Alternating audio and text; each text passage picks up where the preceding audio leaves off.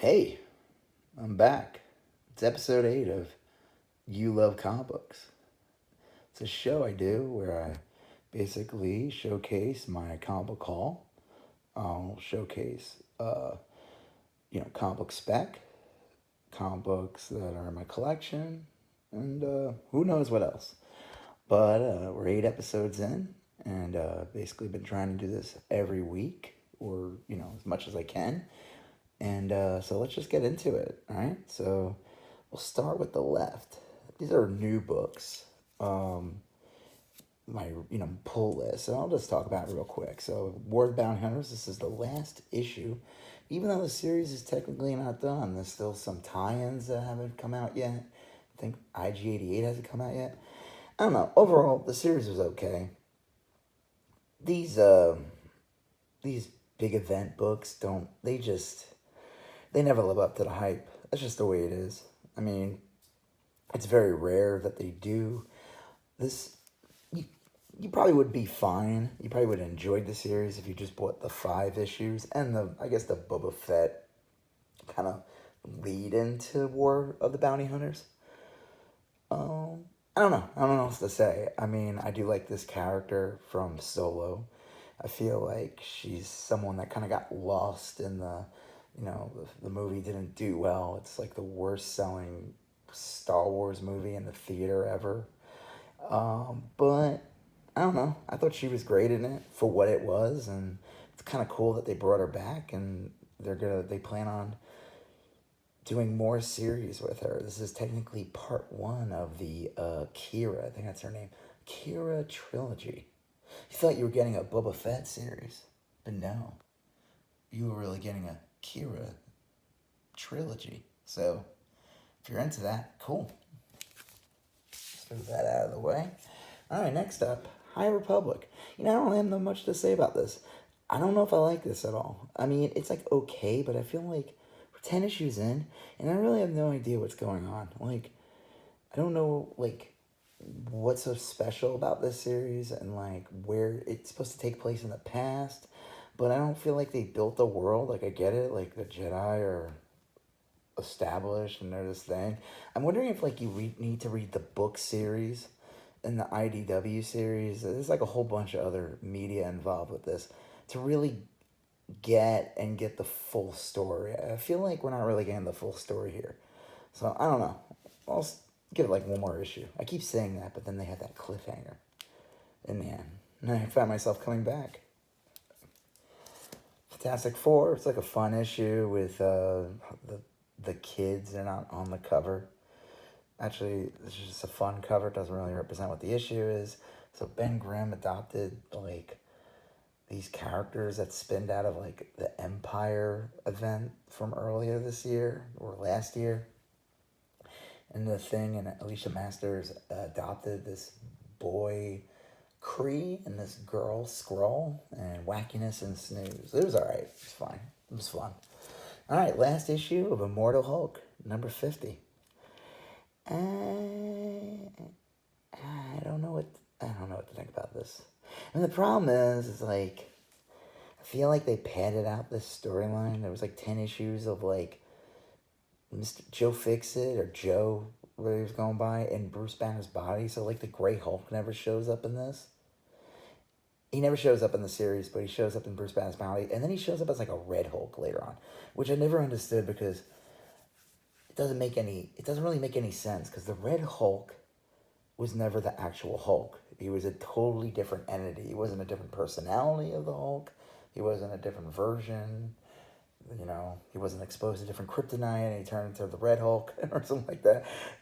He was Thunderbolt Ross, and he was a totally separate character, but so, I don't know.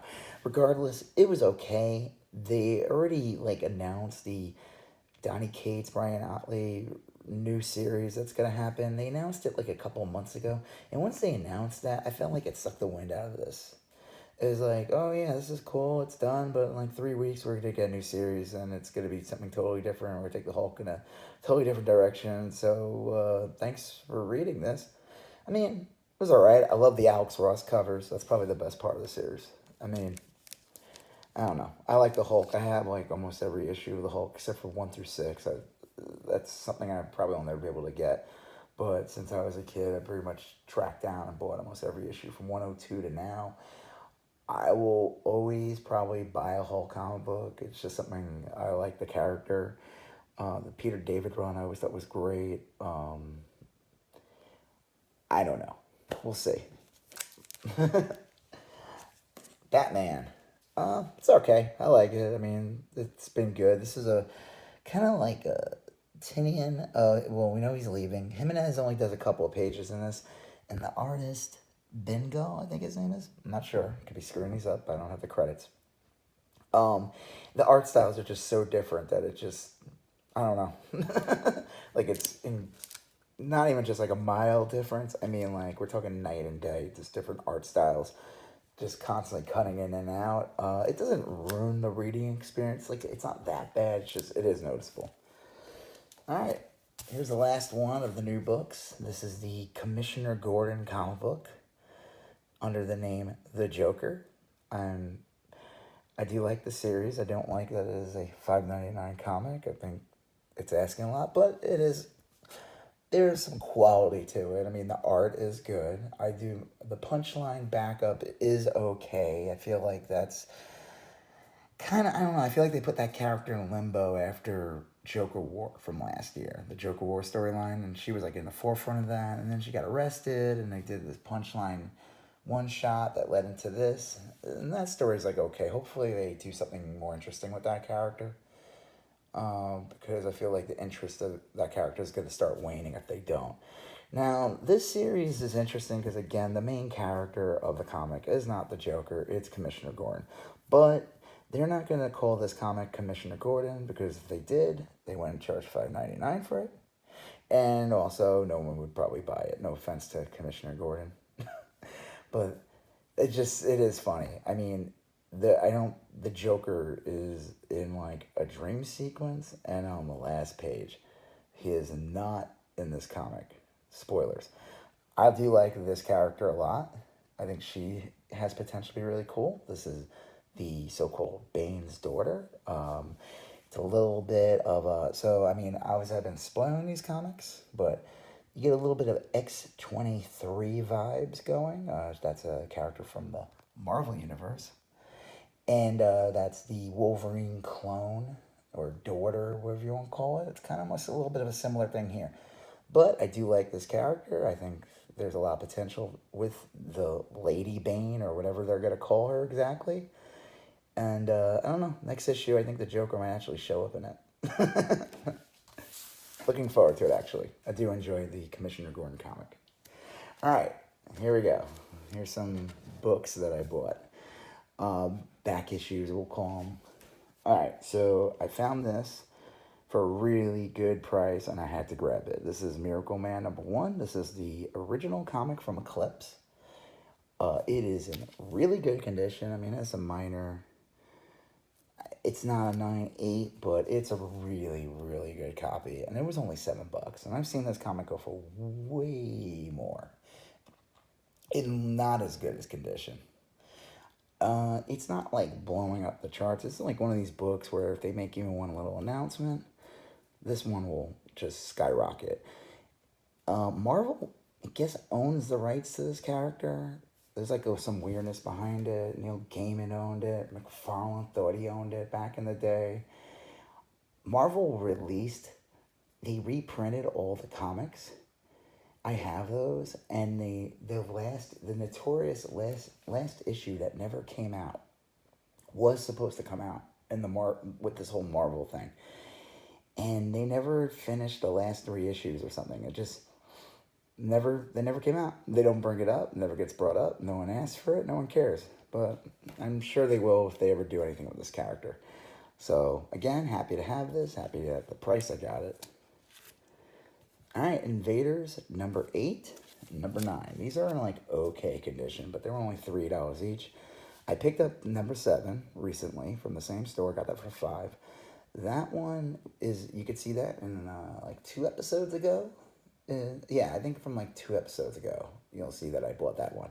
And I remember that they had these, so I had to run it back whenever I got the chance. It's a couple weeks later, and thankfully they had these again, not in the greatest condition, but for $3. So I didn't realize that number 7 was actually not just Baron Blood's first appearance, but also Union Jack's first appearance. Union Jack is kind of like the, well, we'll just say the Captain America of Union Jack land and United Kingdom. And so there's talks always, any Marvel character that has any appearances, any, even just like D-level characters have a chance of showing up in the MCU. So it's kind of cool to have these at the price I got them at. This is like, so issue 7, 8, and 9 kind of tell this story of Baron Blood with Union Jack. So glad to grab it. All right, this one I grabbed real quick. You're going to start seeing lots of Star Fox spec. I don't want to spoil Eternals, but I think if you're watching a comic book spec show on YouTube, you're probably aware what's going on and why Star Fox is relevant. So any early Star Fox appearance, it's not really that early. I mean, he first appears in issue 55 of Iron Man, which is the first appearance of Thanos, and Captain Marvel 27 is when you first see him. But he's not Star Fox until Avengers 232. So, I don't know. We'll see. Got this for like $3 again. Just any Star Fox appearance. It's, One Direction guy is playing him, supposedly. And if they got that guy to play Star Fox, then you're going to be seeing this character more than once, I think. All right, here we go. Got these back issues. This was only $2 or $1.99. Basically, this is just a back issue from the Donny Cates Venom run. I figured any time that I see them for a really affordable price, I'll grab them. So that's that. Silver Surfer Black number 5 variant cover. I only had the first issue. Again, not bad for $1.99. I've seen this book go for $20, $25. This is, I guess, the last issue. I didn't realize it was only a 5-issue series. But to have Null on the cover with Silver Surfer, again, if you read King in Black, Null doesn't exist anymore. But I don't think that's the last time we're going to see Null. Null will be back. Thor 4 and 3. These are the Donny Cates run. Just grab them. Again, they're only $2 each. Any of these back issues, just worth getting, especially at $2. And they're in decent condition, so that's good. All right, this one was only $1.50. This is Marvel Comics Weapon X 79. The big issue is, I think, 70. I don't remember the number. It's the first issue of the Weapon X. That one really shot in price. This one's kind of like the second big issue to have. And it's all because of this cover. Everyone loves this cover. It goes for way more than $1.50. Happy to have it. It's in decent condition. I already have one, but I will gladly grab another one for $1.50. Okay, here we go. This is another story I went to. This is Obi-Wan Anakin number 4. If you saw a previous episode of mine, I showed that I got 2, 3, and 5. I got 1 a while back. And this is the last one I wanted to get. I don't know how many more issues are in that series. This one was 5, which isn't a bad price. The other ones I got for like super cheap, but they were only like $2 each, and the first one was 3. So I didn't mind paying 5 to just get it. Sometimes when you're looking in stores and you don't see something, and then you finally see it, and you've been looking around, and it's $1 more than you want, just get it, because, unless you don't care, that's a totally different story. But they announced again that Hayden Christensen is coming back. He's going to also be in the Ahsoka series, and he'll probably be in the Obi-Wan series. So I have a feeling that the Obi-Wan Anakin comic from Marvel is going to blow up a bit. So keep your eyes out for this. All right, this one's in pretty crappy condition, but as you can see, it says 4.5. It was only $5. This is the first appearance of Justin Hammer. I think, again, worth getting. I've been trying to find this comic, and I had not seen it. I think I might have saw it one time. It was, like, really expensive. I didn't want to pay for it. I figured I might as well just get this one in my collection. Yes, I'm aware that some kid from the late 70s got his hands on it and decided to draw a goatee and arrows on Neymar. But you know what? I will tell people that this is a remarked edition. I think that's the term, where an artist sketches on the cover with a signature. So yeah, nah, this comic's actually super valuable. It's worth a ton of money now. I'm just kidding. I'm just happy to have it. Again, first appearance of Justin Hammer, played by Justin Hammer showed up in Iron Man 2, played by the great Sam Rockwell. He showed up for like a jokey little cameo in the Ben Kingsley short, where the guy who pretended to be Mandarin, and he's in prison. I think they have that on Disney Plus now. But Justin Hammer's going to come back. Justin Hammer's going to be in probably Armor Wars, sorry, the Riri Williams series that's going to be on Disney Plus. And they're not going to let a great actor like Sam Rockwell disappear. That character has potential too, so glad to have that. All right, here we go. If you probably heard, they announced someone was playing Warlock, and I've been trying to buy this series for a while anyway. Anytime opportunity I could get an old Warlock comic in my collection at a decent price, I will grab it. This one, I rebagged this. This was just a Mylar. I put it in a nice, beautiful Mylite. What do they call that? Poly bag and they said this was a VG copy, but looking at it and everything, it was a really solid. It has like these little stains here, but this is a really solid copy. I think they were kind of. I would say this is more like a 6 or a 7. This is because this one I got is. They also call this a VG copy, and this is definitely more in VG copy land. I mean, it's still a decent. Has some chipping, but for the price I got it at, so I got that one for $8, and this one was $20. And I think these are really good prices for these books, especially with how hot the characters now, with the announcement of who's gonna play him in Guardians of the Galaxy 3. I saw VG copies of the Power of Warlock #1 go for like $50 and more. So I was hesitant to get it, and then I was like, screw it, I'm just gonna buy it. It's worth having this, and I'm not gonna find it for that cheap again. It still presents really well. It's still the art, the main art's intact. The colors still look decent. Like I said, minor chipping. The back is fine, but happy to have it for the price. And again, like I said, I think this store was a little tough on the grading. If you hear my dog barking in the background, just ignore him, like the way I'm ignoring him right now. Okay, so again, happy to have those. All right, one more store I went to. We're almost done with this. This is Alpha Flight #1. So for $5, it's in decent copy. It's like a 7 at best. This book goes for way more. I already have one I got for years ago, but I figured I might as well grab another one because Alpha Flight has been brewing. A lot of issues are starting to get hot. People want those first appearances. Issue #1 has first appearances, and it's still an affordable book to grab.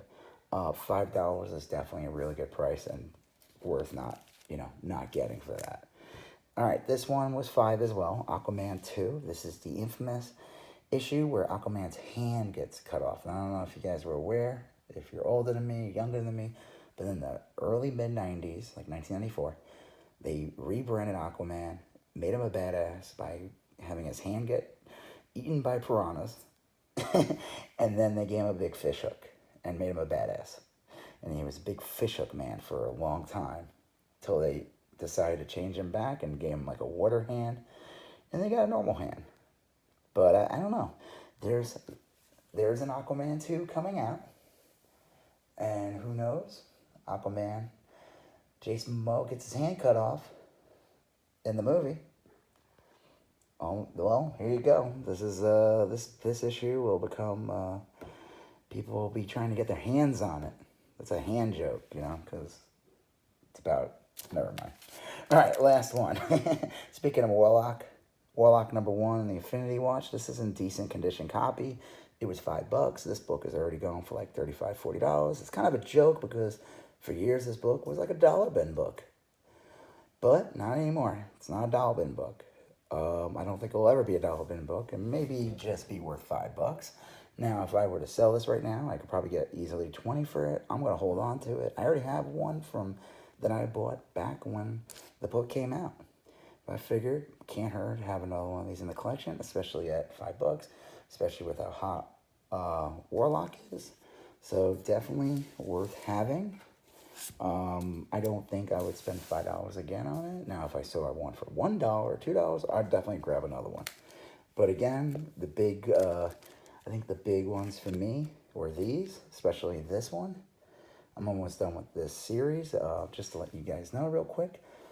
Well, this is not his first appearance. First appearance is Fantastic Four 67 with like a weird cameo in 66. Shows up in Thor.